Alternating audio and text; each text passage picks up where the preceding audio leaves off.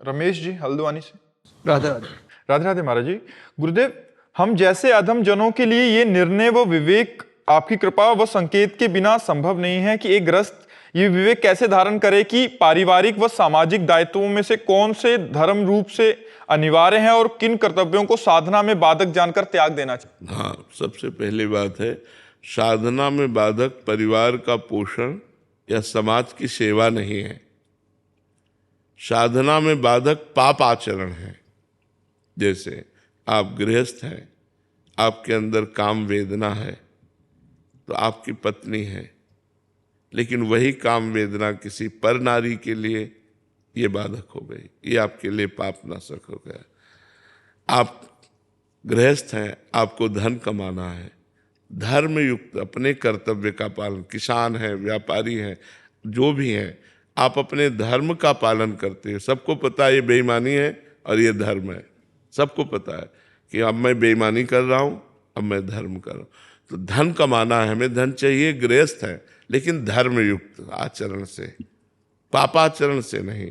तो साधना में पापाचरण, अधर्म का त्याग किया गया है, ना कि धर्म युक्त आचरणों का। अगर धन नहीं होगा तो हम अपने परिवार का पोषण नहीं कर पाएंगे, परिवार का पोषण नहीं कर पाएंगे तो भक्ति कैसे होगी।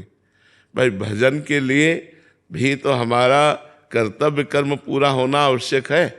अगर कर्तव्य कर्म पूरा ना हुआ तो फिर भजन नहीं होगा। फिर ये भी बात समझ लो, अब घर में गए तो आवश्यकताओं की भरमार है और आप धन कमा नहीं रहे, माला लिए घूम रहे, तो न माला में मन लगेगा क्योंकि अशांति है सब जगह। तो खूब मेहनत से धर्म पूर्वक धन कमाओ, परिवार का पोषण करो, और जिन वासनाओं की पूर्ति से अपनी उपासना में बाधा नहीं लगती, धर्म पूर्वक अपनी वासनाओं की पूर्ति करो। गृहस्थ आश्रम में जो धर्म है वो ऐसे है। गृहस्थ आश्रम में त्याग प्रधान नहीं है, विरक्त आश्रम में त्याग प्रधान है।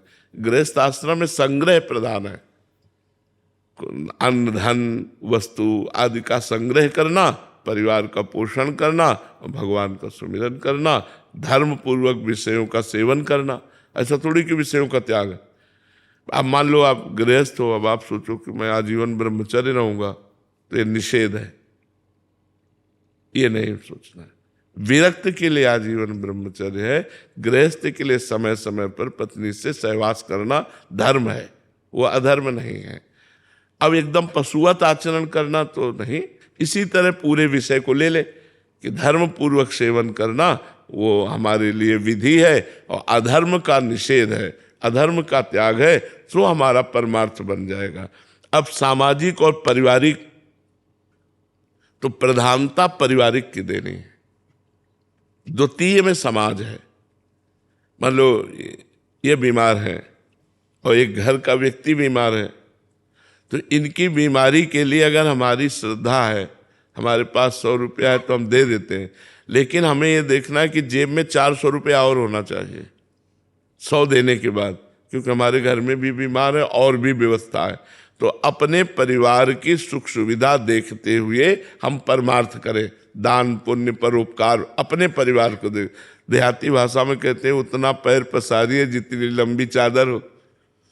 तो हमारे को पता है कि हमारी जेब में 500 रुपये हैं, 100 से इनका काम चल जाएगा और 400 से हमारे परिवार का पोषण और बीमारी का काम चल जाएगा, तो हम 100 दे सकते हैं। लेकिन और हम 100 नहीं निकाल पाएंगे क्योंकि हमारा परिवार भी है। तो हमें परिवार की प्राथमिकता रखते हुए परोपकार करना है। हाँ, कहीं ऐसी बात आ गई कि कोई भूखा है, तो आज हम भूखे रह सकते हैं, परिवार नहीं। आज हम भूखे रह सकते हैं, अपने हिस्से का भोजन आपको दे देंगे, आज हम उपवास कर लेंगे, हमारा परिवार पावे आप पाओ, हम उपवास कर लेते हैं। ऐसे विचार पूर्वक चला जाता है। संपूर्ण परिवार के सुख का समाज में समर्पण करना ये अधिकार नहीं, क्योंकि पत्नी है, पुत्र है, उनकी पढ़ाई लिखाई, उनके कार्य, ये चीजें ध्यान रखनी कि प्रधान कर्तव्य परिवार का पोषण और द्वितीय कर्तव्य परोपकार, द्वितीय कर्तव्य परोपकार। तो अपने परिवार का पोषण करते हुए परोपकार करना। नहीं, ऐसे परोपकार में जिसमें पूरा परिवार छिन्न भिन्न हो जाए, परेशान हो जाए, ऐसा नहीं कहा गया। जिससे आपके परिवार का पोषण होता रहे और परोपकार भी होता रहे। ऐसा इसीलिए शास्त्रीय सिद्धांत में वर्णन है कि 100 में 10 रुपया, 100 में 10 रुपया धर्म पूर्वक कमाए हुए से आप परोपकार कर सकते हो। 90 रुपया आपको अपने परिवार उसका विभाजन करना है कि 90 में कुछ बैंक बैलेंस करना है, कुछ खर्चा करना है, कुछ परिवार के मनोरंजन में लगाना है, 10 रुपये धर्म में लगा सकते हो। उसे कहते हैं दशांश का त्याग। अपने धर्म से कमाए हुए 100 रुपये में से 10 रुपये आप धर्म में लगा सकते हो और 90 रुपये से अपने परिवार का पोषण कर सकते हो। महाराज जी, जैसे आपने ब्रह्मचर्य पे बताया कि ब्रह्मचर्य गृहस्थी में रहना चाहिए कि नहीं, जैसे अगर बच्चे हो गए हैं तो उसके बाद दोनों की राजी होनी चाहिए, दोनों की सहमति होनी चाहिए कि पत्नी भी सहमति दे दे कि हम आजीवन ब्रह्मचर्य रहेंगे और आप भी आजीवन ब्रह्मचर्य रहिए, तो फिर ब्रह्मचर्य रह सकते हैं। यदि पत्नी राजी नहीं है तो आपका राजीपना होना ठीक नहीं है, क्योंकि वो बेविचार करेगा तो आप भी पतित हो जाएंगे। आपकी अर्धांगिनी, उसका सहयोग देना आपका कर्तव्य बनता है। यदि वो कामना से पीड़ित हो रही तो हमें उसकी कामना का उपाय करना चाहिए। वहाँ हम फिर ब्रह्मचर्य का गीत न गावें, क्योंकि गृहस्थ धर्म है ना। अब मान लो आप न कामना न पूर्ति करे, फिर वो इधर उधर धर्म विरुद्ध आचरण करे, तो हमारा दाहिना हाथ धर्म में चले, बायां हाथ अधर्म में चले तो क्या है। अर्धांगिनी है, हमारे आधे शरीर का अधिकार उसको है, अर्धांगिनी कहा गया है स्त्री को। तो ये देख के दोनों की सहमति से फिर हम आजीवन ब्रह्मचर्य रह सकते हैं।